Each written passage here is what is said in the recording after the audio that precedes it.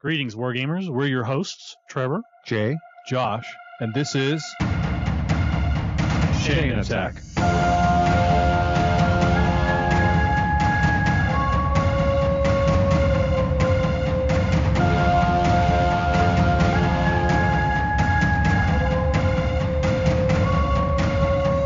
Chain Attack is sponsored by Discount Games Incorporated.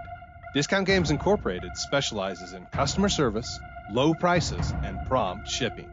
You can find our web store at www.discountgamesinc.com.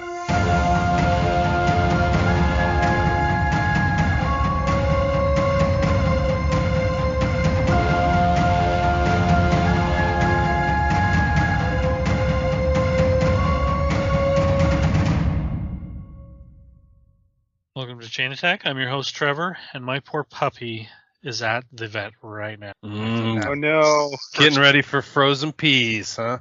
This is his first extended stay. I think he likes the vet quite a bit up to this point. So this is the beginning of the end. I'm Jay, and I probably should take my cat to the vet, but I don't like taking them to vets because they're generally fine, and it seems like I'm taking them to a shrine of Nurgle where they're kind of going there. But Saki has been losing weight, it seems like, but it also seems likely that the vet's gonna be like, well, she's old, so we don't want to do anything. I don't know. And I'm Josh, and since we're giving pet updates, my wife is having a conversation, I think mostly to herself here, but we were included in the conversation this weekend about actually house training our 10-year-old beagle and becoming an indoor pet family, which is probably not strange to my co-hosts, but would be a major paradigm shift for the Wheeler clan. Can I just be the first on record to say that it's horrible? Yeah. All right, yes. I don't know if you're the first on record, but you're probably the first recorded. Well, then it's on record. So would you say it's there's on the internet now? There's no good way to do it? With a male? Oh, I don't think so. See, I don't even know that means it makes a difference. I think it does make it. So that's how bad of an idea it is. Like you were asking. Well, I mean, first of all, that's how bad of an idea it was for me to ever own an animal, right? Okay. Has he been fixed? Oh yeah. Was he fixed at a very young age? Quite young. One of the things that male dogs do, especially if they haven't been fixed, but some of them they mark their territory just like a grizzly bear. Oh, interesting. Okay. And it's not necessarily they don't consider it, peeing. Example. They just put a little squirt here and there. Mm-hmm. And at 10 years old, I don't think you're ever going to break that. You can't imagine that he doesn't deeply have that habit, right? Oh yeah, everywhere he goes, he probably sniffs everything. And if the neighbor dog has peed there, he'll mark over it to try to, make his scent more dominant. I mean, I'm certain he does it everywhere. Yeah, I'm sure you're probably right. And I just don't think that particular habit of an older male dog is one that you can break. That one's so ingrained into, thousands of years of evolution that it's for a male dog that gets neutered young, they probably don't do it as much. So there's a possibility that maybe he doesn't do it at all. I'm sure I've seen him do it, honestly, outside. I mean, so my grandfather called him, quote, the peeingest dog he'd ever seen. Wow, okay. So anytime we would go anywhere, he would basically get out and mark every plant, every tree, everything that was not had not been touched before. He would make sure he went and hit all of them. And it's just the way he was. He liked to mark everything. He was fixed. So yeah, I just don't know that you could. But he'd been raised inside. But I just don't know you could. I have my doubts. Well, stay tuned. We'll see what comes of it.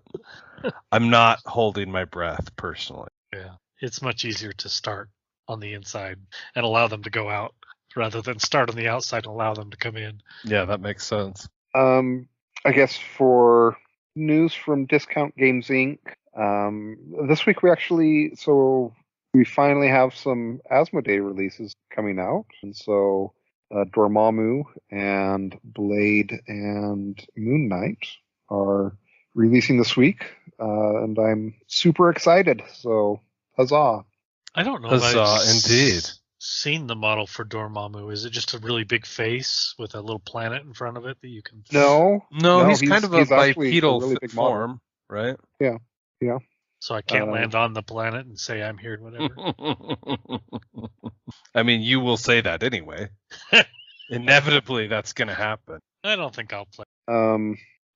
I have a comment about the brick and mortar location of Discount Games Inc., which I was privileged. I was privileged to wander into last weekend, and I want to give apologies to Tom Lehman, who I, for some reason, had just not purchased Res Arcana, but because it was sitting on the shelves at Jay's brick and mortar location, I was drawn in by it and picked it up and played it this weekend. And dang it, it is good. I thought that you had said that you had played it and didn't like it that much. I think Trevor played it. No, I played it. We enjoyed it. Okay. I mean, okay. I won't lie. I was like concerned that I wouldn't like it because it seems like the elevator pitch for it seems way too simple, right? It's like you have a deck of 10 cards and you honestly don't do that much to add to the cards, but there's still a lot of like interplay between the cards and, a lot of cool stuff that happens with it. So what can I say? I'm a fickle beast. Okay, Trevor, you can look in the Discord and see the. Oh, I actually went to Google. The miniature's quite cool. Oh, yeah. Yeah, it's fantastic. They've done a great job. There's another one coming up soon that will probably be the best sculpt in the game. I don't know, but they've previewed the Hulkbuster, and it's pretty top notch. Oh wow! Googles are happening as we. It's released in Europe. Actually, it's one of the ones that I see people playing with it in Europe, or people have ordered it from Europe here in America and are painting it up, etc. And they're super impressed with the model in person. So does it include the smaller Iron Man model? Yes. Can it like change into the Hulkbuster? Is that what happened? No, it starts as the Hulkbuster, and then it converts into, when it would flip over onto its injured side. It goes into the smaller Iron Man, and he has kind of crappy stats in his on his weakened side, injured side. But he does have the rule that if he builds up to 10 power, then he can flip over onto the Hulkbuster side. That's pretty cool. Although that seems like it would be fairly due in the course of a game. Yeah, I mean it's not likely to happen much at all, but it is super flavorful. The fact that it's possible is rad. Etc. Right? Yeah, the few times it does happen, you're going to be like telling your grandkids about it. You'll be Uncle Rikuing your Marvel Crisis Protocol games. All right. And I guess real quick on MCP, I think I told you guys about this. I'm not sure, but were you aware that like basically a small update was happening with Crisis Protocol? I have this memory of you talking about it. Yes. I maybe have struck it from my memory because I don't recall that. So it's supposed to be sometime this month, and they're changing a few of the core rules, like I do remember now. 10 tactics cards instead of 8. You pick your crisis cards at random, and that's the one that it goes with. Another change they've said is the person who they're changing it, which I think is great as well. So the person who wins initiative and wins the die roll, there's some changes with like what the second player gets to do, which is also nice. But anyways, if you've been interested in Marvel Crisis Protocol, it's a great time to take a look at it. They're going to have they're also updating the cards, and so those will be free online by the end of the month. So check that out. So before we get into our main topic, I had a quick side topic / question for you guys. So Brian and I it's his birthday this weekend, and so we're doing a trip, and as part of the plan for it, we're going to Disneyland for his birthday. Like you do. As one does, yes. And so generally when we go to Disneyland, we'll go in, we'll do something in the parks in the morning. In the afternoon, we'll go back to our hotel and take a nap or watch TV or read or whatever, right? Because that's generally, depending on the time of year, it's hotter than I want it to be, and also it's the busiest in the parks, and more people than I want to deal with. Okay. And then we'll go back into the parks. But so Brian, as I think I mentioned in the bonus episode, he's been into the Star Wars MMO a fair bit, and so my current expectation is that he's going to play some Star Wars on my laptop on the afternoon. And I was trying to figure out what I would do to entertain myself during my afternoon siesta, and that was what led to my purchase of The Legend of Zelda Breath of the Wild. Whoa. What is happening here? And so I've downloaded it. I've gone to like the first shrine, so I'm just at the start of the game. But it's a huge step for me. Finally going to play Windwalker, Breath of the Wild, whatever. I always get the names mixed up. You said our words. Yeah. But you guys have any suggestions on someone who's a noob to Breath of the Wild? Man, it's been so long since I played it. The fact that you're already playing it to me is all the step that you need. Because the thing about Breath of the Wild, I'm saying this just from watching the way I played it, the way that my youngest son has played it, and the way a couple of my daughters have played it. Like, everybody just kind of goes about it differently, right? Like, I pay almost no attention to Korok seeds, for example. Like, I'm all about, like, give me some sweet, sweet quests, but I do get sort of dragged off into different shrines occasionally, but, like, then my son is like, must have all the Korok seeds, right? So my only recommendation, don't let any one particular quest get you bogged down. Like if for whatever reason you read the description, don't give up because of. Well, I'm saying, like, don't be afraid to go something else. Go find an online guide or whatever. So I'll give you an example. There's you'll get there because it's not very deep into the game, but there is a you go into one of the early towns, and one of the guys there's like, my chickens got out overnight. Will you help me find my chicken? And there's 6 chickens hidden, or 8 chickens hidden around the town. And it was the quest that sort of I put the game down and didn't come back to. When I came back to, I'm like, oh, I'm still on this stupid chicken mission. And so I shut it off. And then eventually when I did go back, and my daughter was sitting, and she's like, oh, you're on the, you have to gather all the chickens. And I'm like, yeah, I'm sick and tired of trying to find the chickens. I had gone way beyond the scope of the quest. Correct. Like, I'd been, searching through the mountains around the town. The quest is basically the chickens are all inside the town. But I thought I'd looked everywhere. And my daughter's like, no, where have you been? And we started going through, and she's like, you're missing the one that's on the roof of that house right over. Like, I don't think so. I think I've been over to that house. Just trust me. So I love it. Yeah. So anyway, I get to the top of the house, and of course there's the chicken. So anyway, my point being is that some of the missions, maybe the descriptions aren't quite as good as they, or maybe they're little. Most of them are not like that, but every once in a while, I remember reading one where it was like, basically it said follow the road and turn left, go over the blah, and I basically sort of ignored the description and got lost and thought that the town was a lot closer than it really was. And had I actually followed the description, asked somebody else, I would have saved myself, 2 hours worth of exploring, which I enjoyed. And so I'm not saying you shouldn't do that, but if you're getting frustrated, there's plenty of guides. So especially at this point, since Jay's basically waited until the next millennia. Yeah. Yeah. Did you guys both beat the game? Yes. Oh, I just barely finished. I wasn't like trying to shame Trevor. I thought the answer we're supposed to give was yes there. Jeez. Josh, see the pre-ramble. Yeah, that's true. That's true. I will go back eventually and finish it. The problem is that the Switch is most coveted of all game systems in this house. Yeah. Okay. And so getting time on it's quite difficult. My middle child has beaten it. My oldest child has not, because she doesn't want to finish it. She doesn't want to, right?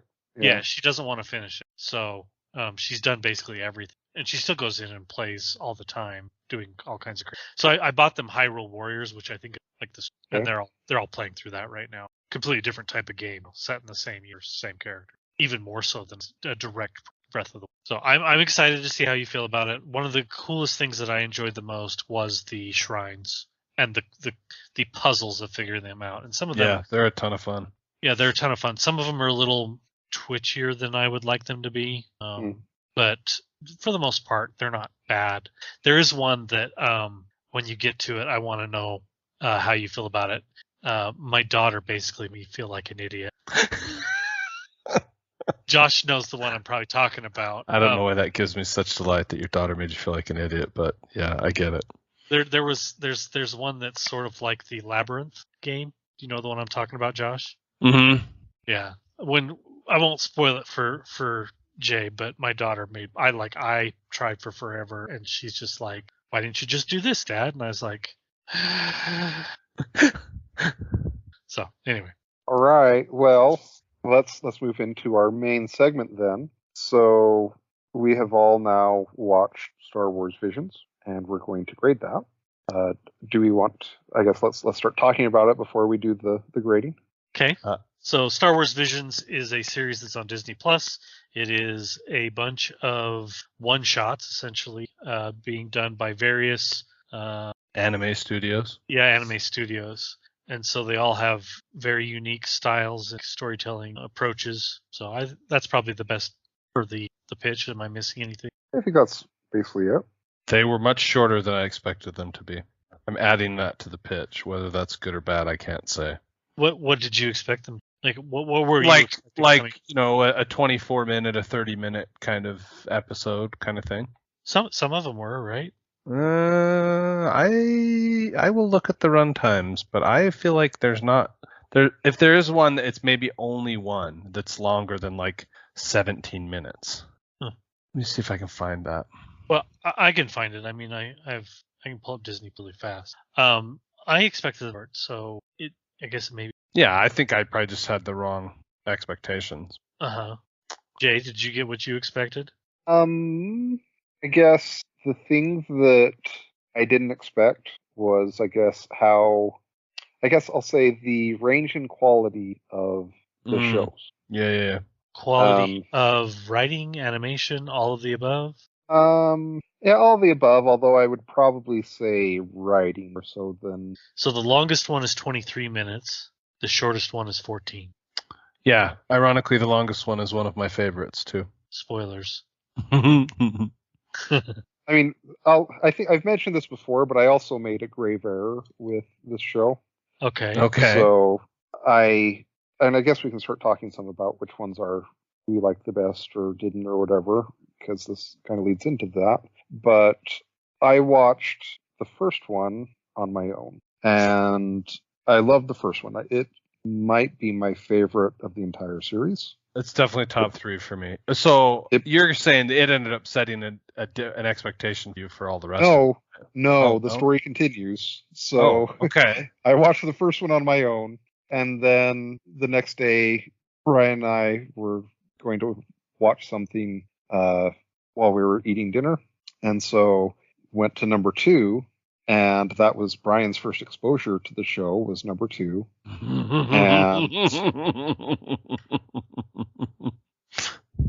And number 2 is not good, in my opinion. Like I don't think it probably should have been included. You feel no redeeming qualities out of number 2.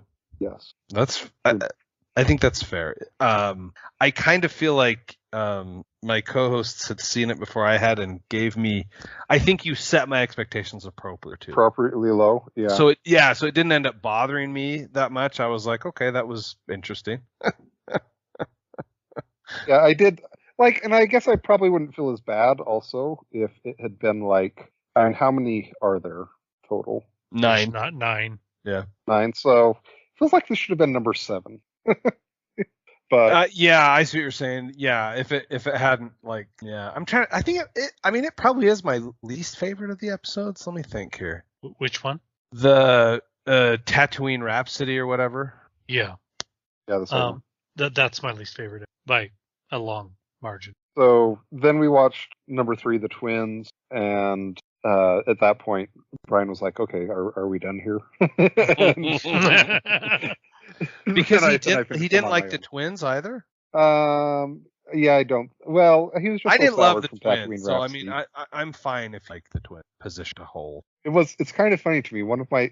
So a lot of my friends have like very divergent opinions on this. Like one of my friends thinks that this is probably his favorite show ever, this anthology. Okay. Another one of my friends, yeah, right.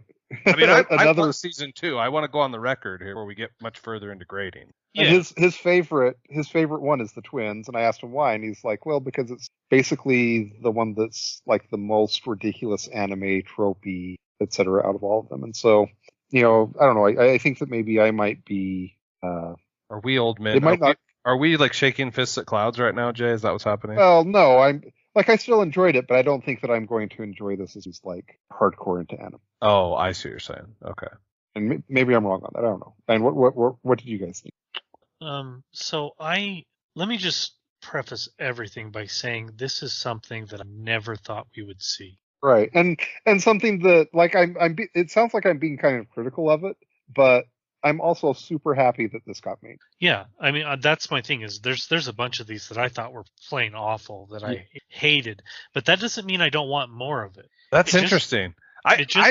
Okay. It just means that the ones that I didn't like didn't resonate. But the Star Wars universe too many times goes back to the exact same well. I don't want that. I think the universe has a lot of depth, and some of the best properties outside of the movies, when you get into the books and the comics and everything else, some of the best properties don't go back to the well.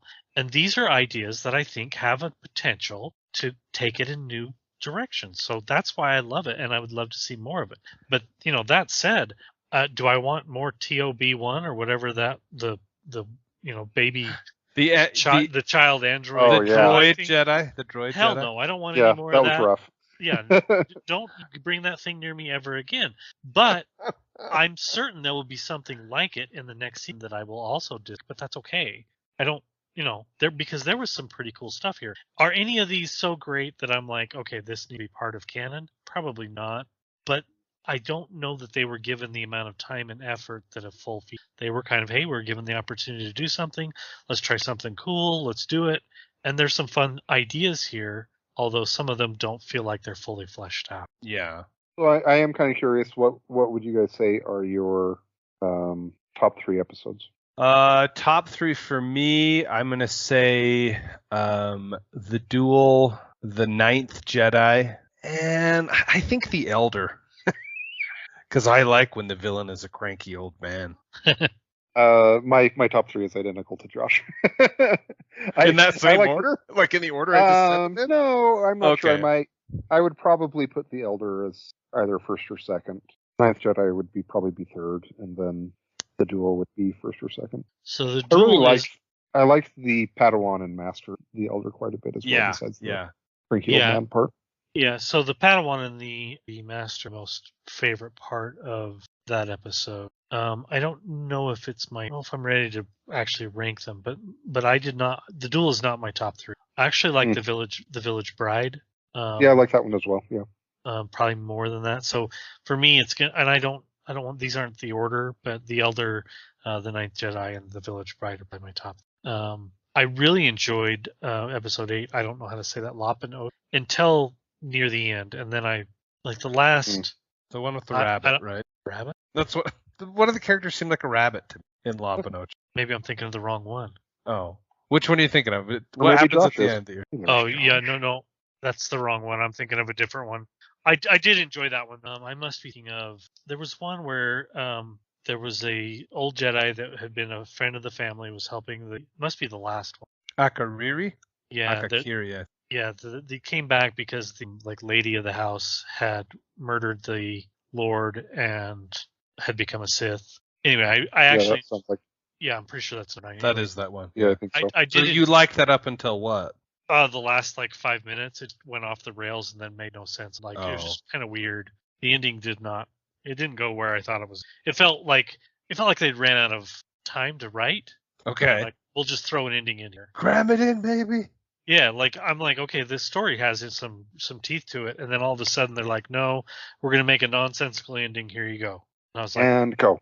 Yeah, I'm like, oh, wait, but it's also it's one of the short ones. It's 14 minutes, and it really felt like it was going to take, like it was going to be one of the 20 minutes, and then all of a sudden the thing goes from something interesting to going completely, like it's one of those adventures where I'm running as the GM and I didn't plan far enough ahead and the players don't want to stop, and so I come up with something at the last second and the players are like, that makes sense, why would he do that? And I'm like, Isn't that when you say don't question the DM? yeah, well, that's what I got from that episode. Don't question, It's fair. because it made no sense. Anyway, so the La Pinocha one, actually, that one's one I'm not remembering. It is the one with the rabbit Jedi in it. Yeah. Well, are we ready to move on to grading? Sure. Absolutely. Okay, Josh. So- what's your first category? Design. So I'm going to take this from a slightly different perspective and go to the Disney studio, the office where this decision was made. Where it got green lit. Correct. I'm going to give it a 10 from there, Nice. because I think that this sort of thing, especially from established properties, needs to happen more often. And I just think it's really cool. If I have to judge the series from that, it's really hard, because there's some that are just, Well, because exactly what we said, just the Yeah, the variety and quality. yeah. the range and quality is really high. Yeah, and there's some that, like, I kid you not, when I finished the TOB1 one, and also when I finished the Tatooine Rhapsody one, I love that you hate that one so much. I didn't want to go on. I'm like, I didn't like the Tatooine Rhapsody one that very much, but like the TOB one did not offend my sense of mortality. Yeah, well, I mean, It offended you like me. I'm Bluey as like, well, so what can you say? I don't. Oh, that's fair. No, Bluey is funny. This was none of us. That's true. It was not funny. It was like, I'm like, if this is what the possibility of the next 3 episodes are, I don't know that I want to continue. Yeah, I guess maybe my statement about the placement of Tatooine Rhapsody was maybe false then, if it's going to lead people to quit the series, or if I got slotted later. But Oh yeah, that's true. I don't know. It's hard to know when to hit him with the inertia. Yeah. I mean, they were short enough that we made it past that one pretty quick. So we watched the first four episodes in the first night. So we finished on The Village Bride, and like, oh yeah, we can do some more of this. And I was certainly excited after the Tatooine Rhapsody kind of. I'm like, okay, well, certainly there's going to be another Dune or something. And indeed there was. It was called The Elder. So for design, I'm going to split the difference, because I like the way Trevor was talking about it. I think it is fair to say a 10 for them, taking the chance and doing something like this with their established property. But I'm going to give it like a 6, if you make them all stand on their own. So I'm just going to average those two and say my number is an 8 for design overall. Yeah, I mean, if I'm going to make them stand all on their own, truly, there's less than half of it I really liked.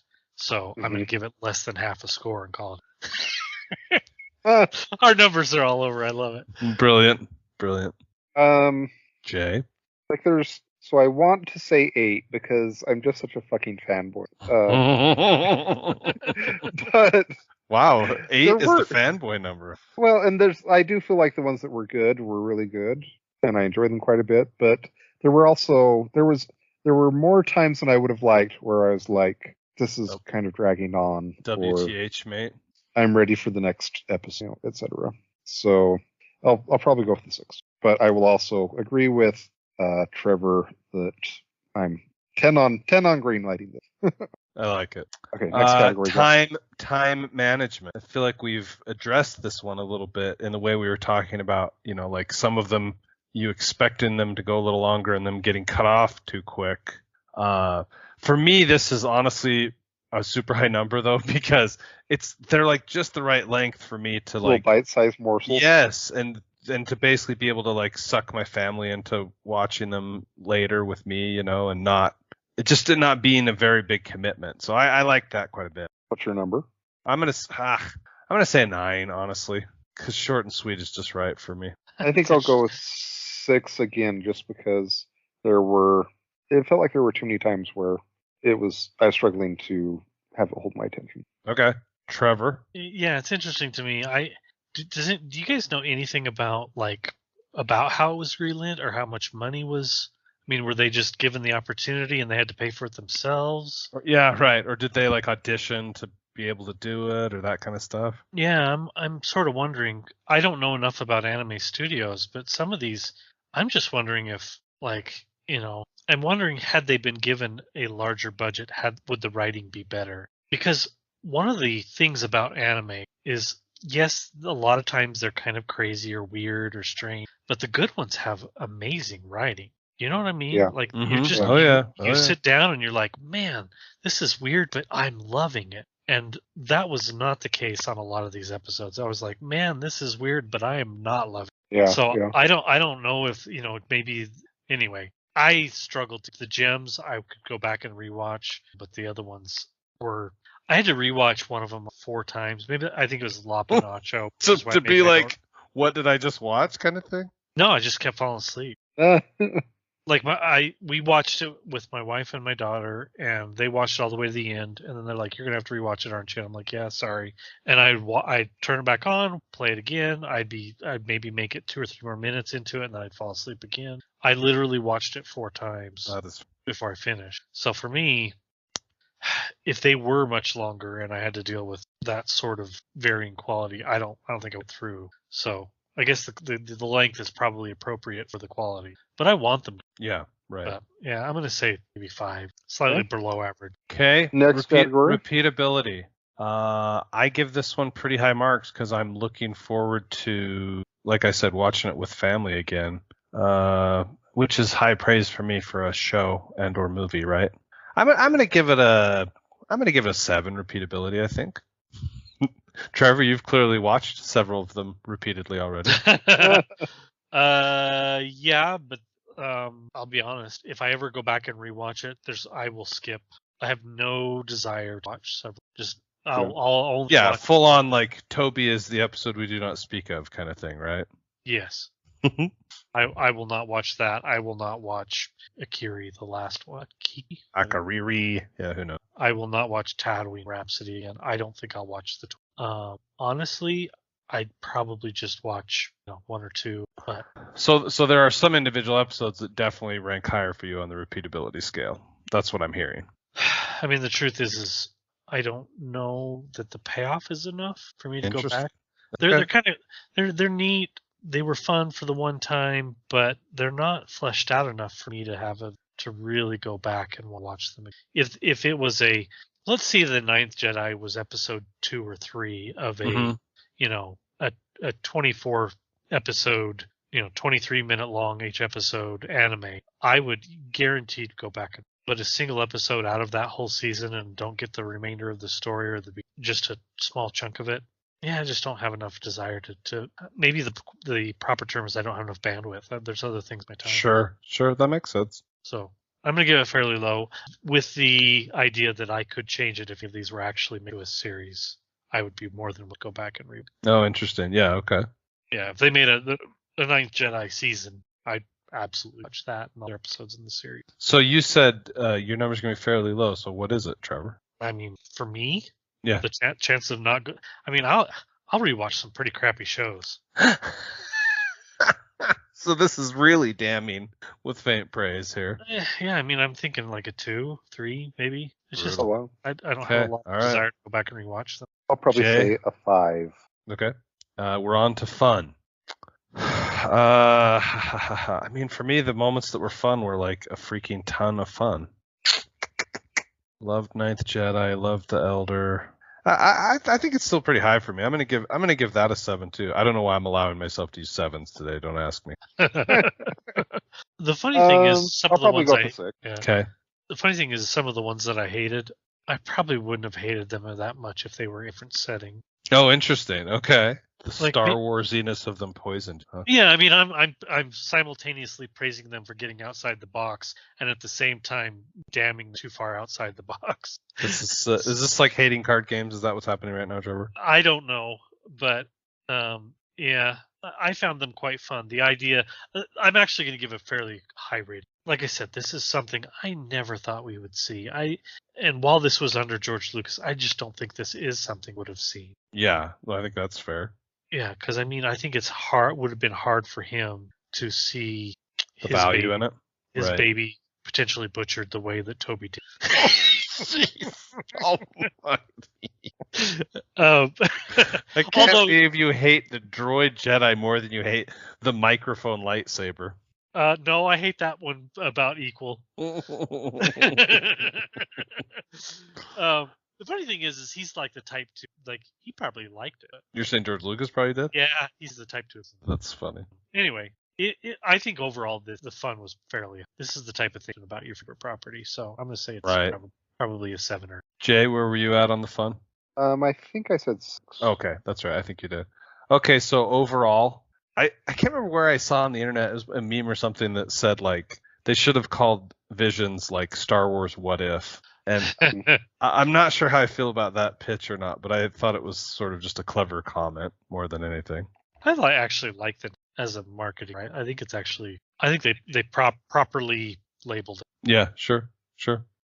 Anyway, having said all that, I think my overall is I'm gonna stick with the 7. I think it's a 7. I think it's fun. I think it was a good first effort. And I should look at what did I give What If? Oh, also a 7. Haha, I got sucked in by my own rhetoric. I'm clearly a Star Wars fanboy.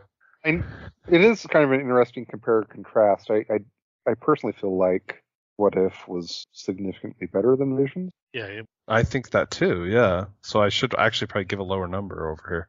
What if this had tied in? Or you should have given better to What If. Okay, that's fair. You guys probably caught me in a mood or something. I don't know. Oh, you did actually. You caught me after I had watched the Doctor Strange What If with my family. Remember?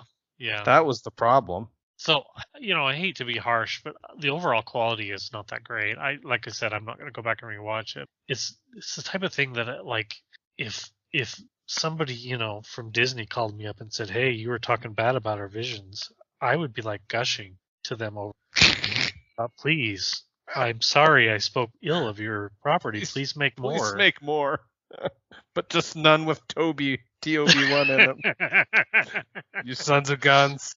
So it's a weird feeling. I would say that this is a fairly below average property, even on any streaming service. You can find the hits and misses. If you were to tell me, ask me what the whole season is, I'd call it a miss overall. But the thing is it's not one property. It's not one series of shows. Right. So there's definitely ones among them. I am probably overall with a 6. It's trending toward this. A 6+. A D+. Man, I'm surprised by all this. You are? Yeah. I mean, I guess it's the danger of making potpourri. Yeah, it kind of is. But I want more potpourri because I love to pick and choose the smells I like. Right. Yeah. All right. Well, I guess to wrap things out, I'm guessing we might do a future episode on this, but I started the tutorial of Gloomhaven Digital. Oh, exciting! And I'm thinking of trying to set up a weekly game with some friends that moved to Ohio. But like I said, I expect we're going to do a full grade of this in an episode. But I know you guys have been playing it some. What's been your impressions so far? Well, I can't remember if we talked about it on the air, but I mean, for me, it's a really incredible implementation of the game. Like, it's really well done. It's much harder than I remember it, like the game, and maybe I cheat or something when I don't have the computer arbitrating the rules. I don't know. No, so here's one of the things I'm gonna, and yeah, we'll get into it more later, but I'm currently playing in 4 different campaigns. One solo, one with Josh and his father, one with some other friends, Rick and Adrian, and then one with my son. And I've played the most solo, obviously. You can play those. Whenever. It's the type of game. It's also because it's a very, very, like turn-based, but even more so to the point where I can just walk away, go eat dinner, come back, take my next turn. You mean? Right. Yeah. But the game that I'm playing solo, I have completed 15 missions, something like that. Or it might be more than that. I think it's more than that. But anyway, one of my characters had the personal goal to exhaust himself 12 times. Oh, my lands. And he's already retired because the difficulty feels just very different. And here's my thought, or the reason why it is. Because the game rules tell you that if there are 2 options, the players choose. The digital implementation does not give you that option. It chooses. And when the players choose, they're obviously going to choose the thing that is most advantageous for them. When the digital game chooses, it chooses the most advantageous for it. That dirty AI. And that may not sound like much, but I think it's a really big deal. Like there's a lot of times where, especially in larger games, where there's things that the players can do that are well within the rules that will screw the AI over. And the AI in the digital implementation never does those things. And I'm basically at the point where I'm like, I have zero interest in buying the physical copy of Frosthaven because I'll just Because wait you've for the started digital playing version. the digital implementation. I think you're Yeah, smart. and I have like negative negative numbers interest in playing a physical version of Gloomhaven. So how far did you get, Jay? Did you guys think about a third or halfway, maybe. about how many classes do you think you had on? I think most of us were on our second or third. Okay. So in the game that I played, I think most of us were on our third, and one guy was on his fifth. Mm-hmm. But I don't think we're near the end. Anyway, I'm Right, wondering, yeah. because the thing is I don't think I'm ever going to fit the physical copy of Gloomhaven. Oh, yeah. I'm pretty sure I am going to finish the digital copy. Not with any of the groups I mentioned. You'll get to 2/3. I actually think it's finished. Yeah, I should get back to doing solo. The only times I've played now, I played one time solo, and then the only other times I played, I end up playing with my dad, or the one time I got to play with you, Trevor. And the problem is that's like fracturing my time spent. You know what I mean? Yeah. It's hard to pull together. I mean, it's just as hard. I don't want to say it's work, but it's definitely just as hard as getting them at the table. It is for me. I'm such a freaking old man. I mean, back to Jay's real time or comment about watching me real time descend into cranky, seniorhood. That's one where I manifest it all the time. I know the game with my son and I. He'll lose Interest. Yeah. Oh, sure. All right. But well, I want to see the end, and this is how it's going to happen. So yeah, that's correct. I guess let us know what you guys think of Visions, and let us know what your experience has been with Gloomhaven Digital so far.